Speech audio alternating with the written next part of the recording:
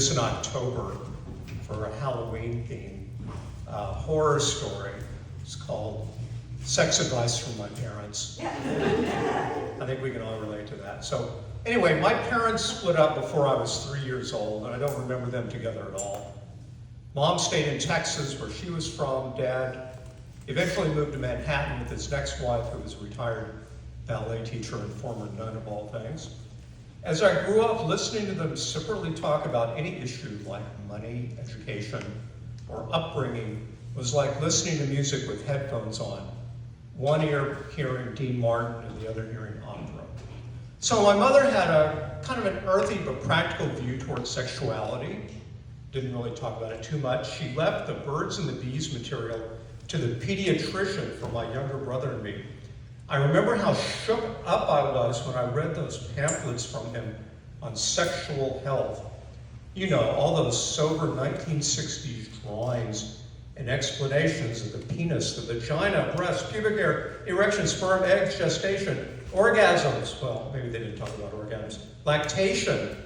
Anyway, we were so embarrassed that I shoved these pamphlets into a closet under a stack of Playboys so they'd be out of sight. So years later, when I was leaving for college, Mom gave me one sentence of advice in her very heavy Texas accent. Van, don't get anybody pregnant. That's it. Mom shouldn't have been worried. Princeton in the early years of coeducation and the gender ratio was 80-20. Getting somebody pregnant, I couldn't even talk to anybody. My father, however, styled himself as a European-style sophisticate.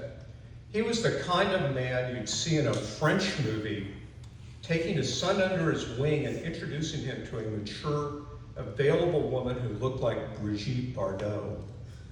Y'all have seen those kind of French movies. On one visit, he took my brother and me to Miami Beach to visit his parents, who were your basic elderly Jewish immigrants from Ukraine. They lived on Collins Avenue, if you know the area. Now, you have to remember, Dad treated every father-son talk like a theatrical production. He was the star and director, and my brother and I were the unwilling audience, trapped in his theater of the absurd. So Dad sits us down in the lobby of the elegant Fontainebleau Hotel for his version of The Birds and the Bees. I'm 16 years old, my brother is 15. His three big takeaways for us were, it's okay to have homosexual affairs, go to nudist camps, and have a lot of sex with beautiful older women. I gripped the arms of my Art Deco chair so hard that I almost pulled the stuffing out. For teens from a very conservative town in South Texas, this was really crazy talk. But Dad was deadly serious about this. Fast forward a year, from 1974 to 75, I go back to New York to stay with him for the summer. My brother wisely stays home. I live with Dad and his wife for the summer, and I'm thinking about college visits, but Dad has other matters in mind.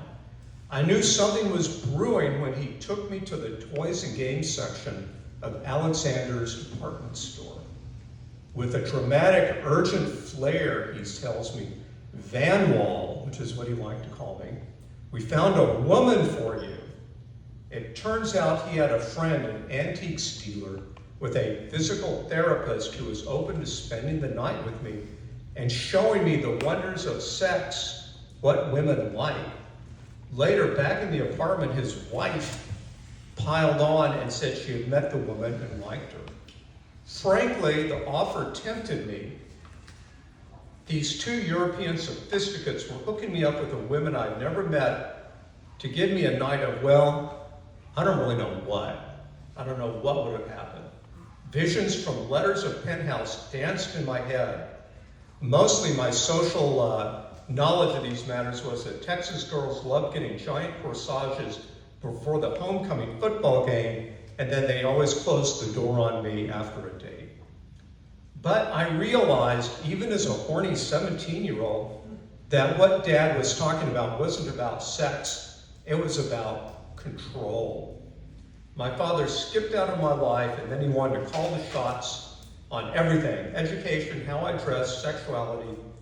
I refused to let him call the erotic shots, to his astonishment and rage. The summer went downhill fast, and we didn't talk for another 2 or 3 years.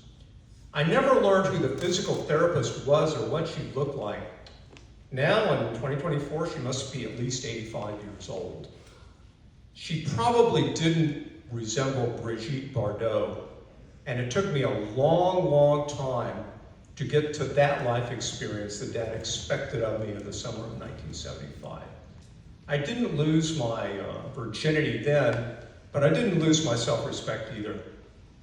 And eventually I did find slightly older women who were interested in me. In fact, I married one and she divorced me, but like they say in the French movie, c'est la vie. Thank you.